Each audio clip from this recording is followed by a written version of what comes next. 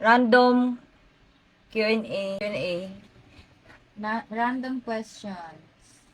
Ayun lang. Question and answer. Ayun. Yung pamangkin ko yung magtatanong.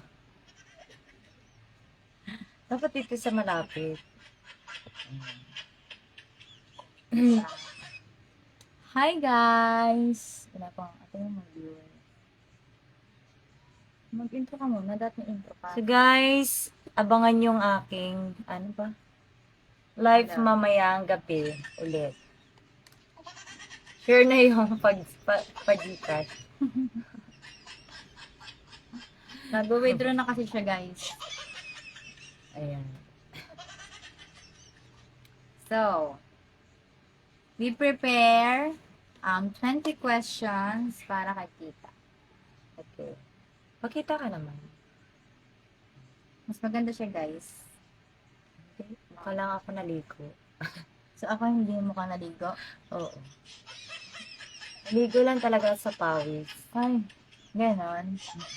Ah, wala mga viewers. Baka tulog pa sila. Wala, kasi ano na ba oras? Alauna. Wala na, kasi trabaho na nila. Start na tayo. Ayun o, may isang Ayun na. Balik ka na. Hi! Shout out sa'yo, one viewer ko. Maraming salamat sa panonood, guys. Umpisahan mo na. Game. Tinakot. Question number 1. Ang hirap naman. Wala pa.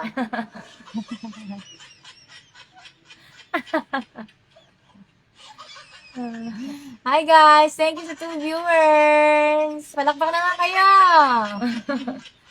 So, yung pamangkin ko talaga, ayaw magpakita. Ayan. Yan yung pamangkin ko, mukha lang akong bata. Sige, pagbigyan natin si Tita. Ay, gusto ko. Game, next. Okay. Ano ginawa mo sa unang sahod mo kay Meta? Ang ginawa ko sa una kong sahod sa Reels, ay pinandagdag ko siyang, yung pinambili ko ng ticket pa uwi dito sa Pilipinas. Dahil kulang yung pera ko. Wow! Hashtag breadwinner! Kaya guys, kung gusto niyo pong tutorial kung paano kumita sa Facebook, comment lang kayo. Mag-upload si Tita ng panibagong tutorial. Ituturo ko yung makakaya ko, guys. Yung alam ko lang.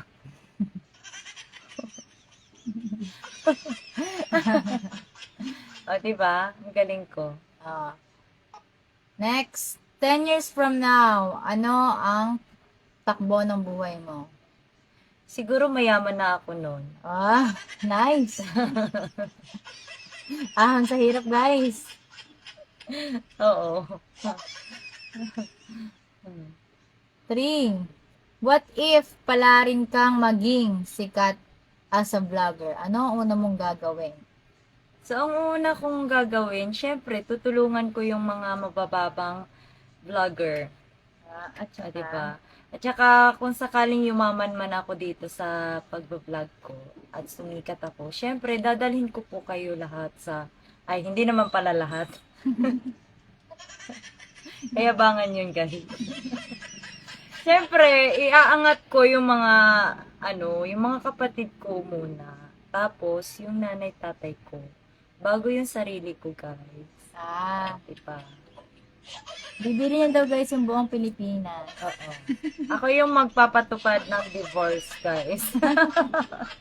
Dahil sa sobrang inis ko kahapon, walang napala kasi at nasayang yung oras ko. Sige na, next. Next. Mag-aasawa ka pa ba?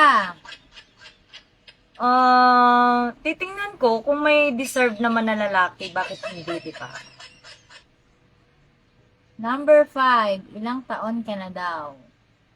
39 years old na ako, guys. Totoo ba? Walang 40 na bawal. ako ngayong November. Walang harong biro. Ha? Sa awa ng Diyos, umabot ng 39 years old. Ah, O, diba? Hindi lang pumuti, guys. Yung ngipin ko lang ang pumaputi. next. O, diba? Love lang tayo, guys. Hi sa mga viewers. Shoutout sa lahat ng viewers ko, guys. Angeline, thank you for watching. April, Kasin, thank you for Next. watching. Ilang bahay ang gusto mo? So, depende. Kung yumaman naman ako, syempre, bakit hindi naman ako bumili ng maraming bahay? Pero sa pangarap mo, ilang bahay mo?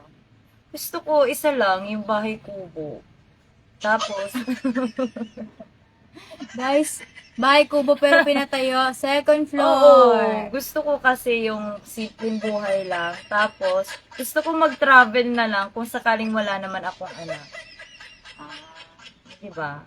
Anin ko naman yung maraming bahay, tapos wala naman akong anak. next. Lupa or yate? Lupa. Number 9. Kung babalik ka sa past, ano ang babaguhin mo Gusto ko yung sa buhay mo? sa buhay ko. Kung babalik ka sa past mo. Sa ex ba yan? Hindi, sa buhay mo, buong buhay mo, general. Siyempre, babaguhin ko yung wag na sanang bumalik yung yung sobrang hirap na naranasan namin. Diba? Gano'ng kahirap ang naranasan mo? Sobrang hirap ng buhay namin dahil yung kailangan pa namin, bago kami makapunta sa school, kailangan pa namin manugway og kanding. Oh. Tapos, hindi namin afford yung bumili ng shampoo. Yung sabon ko sa aking hair, sabong panlaba. Tapos yung conditioner ko, ay yung coconut milk. Oh, yan. Pero mas maganda yung buhok ko dati kaysa ngayon. Na gumamit na ako ng shampoo. So, tingnan niyo yung buhok ko. Parang namatay lahat. Oh, diba? Next. Number 10. Ano ang plano mo sa buhay mo or sa life mo?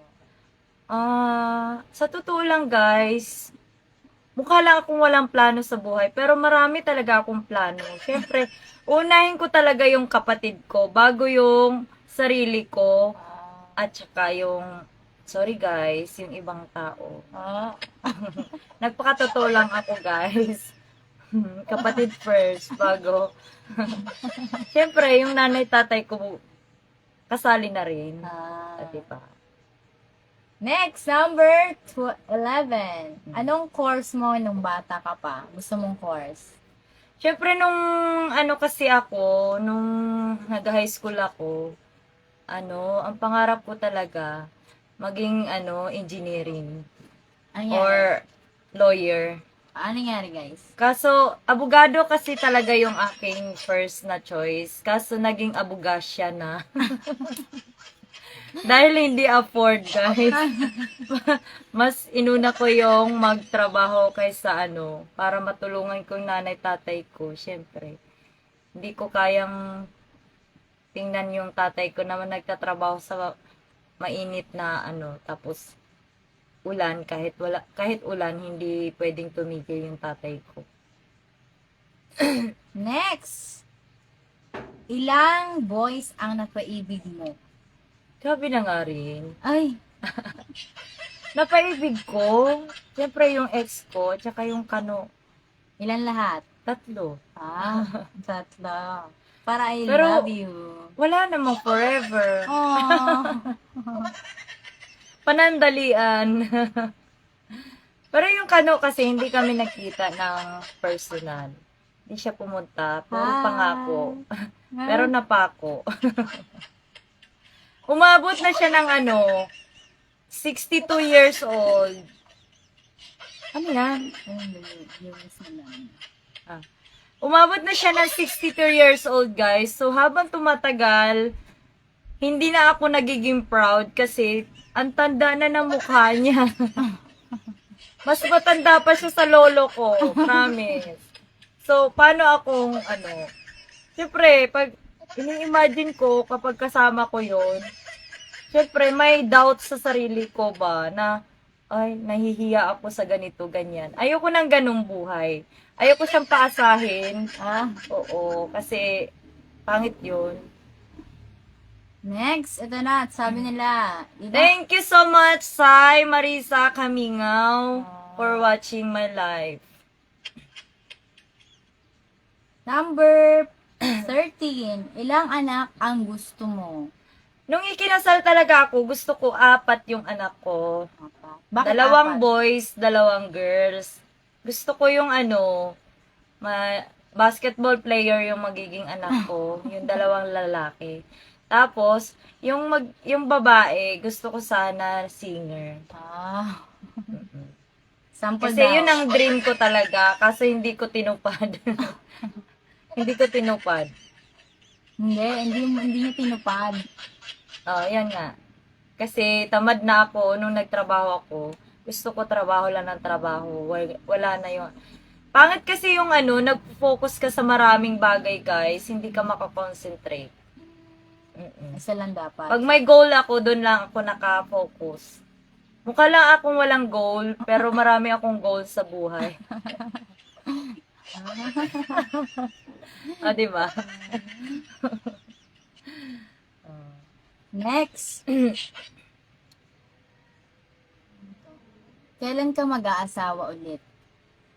So, sa ngayon kasi, hindi ko masasabi dahil wala naman akong boyfriend. Oh. Naman sa Maraming nagyayaya sa Taiwan. Yung mga Pinoy, kasi dead man na yung mga Pinoy. Kasi pagdating sa Taiwan, siguradong, binata. Pero pagdating sa Pilipinas, may asawa. O, diba?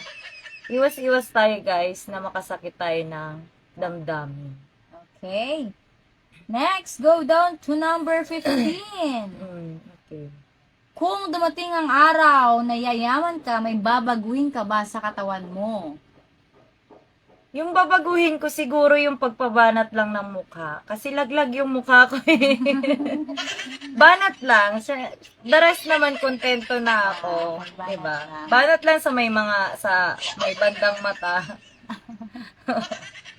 O, diba? Yung ilong ko naman kontento na ako kahit pango ako.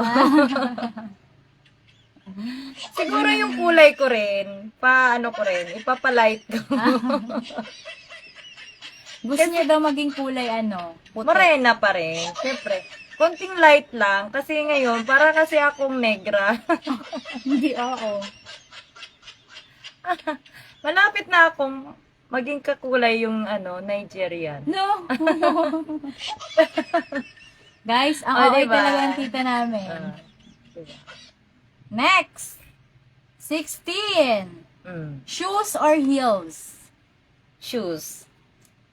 Hindi ka naman kasi nagsusuot na heels eh. Meron ako mga heels kasi masakit talaga sa paa. Next, 17. Ilang tattoo mo sa katawan at bakit? Isa lang. Bakit? Kasi ito yung since na maliit pa lang ako, ito yung ano ba yon? Ito yung hindi ko makakalimutan talaga na umakyat kasi yung kuya ko sa puno ng niyog. Tapos pinaabangan niya sa akin sa baba yung mahulog yung niyog. Tapos? So ngayon, nahulog si niyog. Tapos sinabol ko dun sa tumakbo ako, tapos nadapa ako. So, hindi ko alam na may bubog pala na bote yung yun. Malalim yung peklat, guys, kaya malalim yung hindi na siya magawa ng paraan. Kaya, sobrang ba? Diba? Anong pinatattoo mo? Bulaklak na rose. Wow. Bakit bulaklak na rose? Kasi, dapat maliit lang dapat to kaso yun, engot yung Tanga yung nagtato. Nilakihan, sobrang laki. Tapos hindi naman natakpan yung yung peklat. Ang laki. Tapos alam nyo ba, guys? Akala ko hindi to matapos kasi pag tato, dito sa to, di ba may buto to? Tumutunog yung buto. Kaya, kruk, kruk. Sobrang sakit. Tapos walang anesthesia. Kaya yun. Mamatay-matay ako sa sobrang sakit. Pero yun, tiniis ko talaga para matapos. Ang pangit naman kung kalahati lang yung matapos. O, diba? Next! Kung magpapatato ka ulit, saan ka magpapatato? Siguro hindi na. Bakit? Sakit na eh. Ay, hindi. Gusto ko sa sa dibdib. Anong papatato mo? Yung pangalan na ng aking second husband. Ayaw mo yung batak. Tapos may kastina. Ayoko naman yung kitang-kita. Kasi mahirap yung mag-apply. Okay. 19. Kilay or pilik mata? Pilik mata. Bakit? Gusto ko yung Curl? Kahit wala ng kilay. Basta may pilik mata. Diba? Next, last question 20. Sino ang pinaka-hate mong tao sa Facebook? Sa Facebook? Yes. Na kapag nakikita mong mag-post, naiirita ka. Dati si Tony Fowler eh. Dati. Bakit? Kasi feeling ko, siya, yung sobrang arte sa katawan. Ang dami niyang retoke, yung ganyan. Halos lahat, di ba? Pero wala naman talaga akong pakialam. Pero nung napanood ko yung tunay na buhay niya, guys, doon ako humanga. At hindi ko na siya kinainisan simula noon. So, guys, abangan nyo. Proud ako sa kanya dahil hindi niya pinalaglag yung baby niya, ganyan. Kahit ganun pa man yung kahirap yung naranasan niya. So, ngayon, love ko na siya, guys. Dati hate na hate ko siya. So, guys, abangan nyo. Papalagyan na siya ng dede. Papalaki na rin siya ng puwet. Sino ako? Oo. Hindi ko napapaguhin yung kahit 2 screw lang yan. Diba? Anin ko naman yung diba? Tapos hindi mo naman mahalamas-lamas. Delikado. Ay, lumiwas pa yun eh. Mas maganda pa rin yung tunay na kahit 2 screw lang yan, malamas-lamas mo naman. Guys, disclaimer, bawal sa mga bata. Sorry guys, prank ka lang talaga ako. Diba? Kasi yung ex ko guys, may siya, girlfriend siya noon, yung ex-girlfriend niya. So, Thailander yon, tapos retoke yung niya, boobs. Tapos, sinabi niya sa akin, hindi daw talaga masarap pag retoke yung kasi hindi niya alam niyo na, hindi na niya kasi delikado yun eh. So, kailangan ingatan mo yun. Yun lang. Yun ang talaga sa retoke. Delicage. Tapos na ang question mo. So, yun lang guys. Thank you for watching. Magpapa-treatment na po ako. Kasi mukha na akong bruha. I-end mo nga yan, Day. Bye, guys!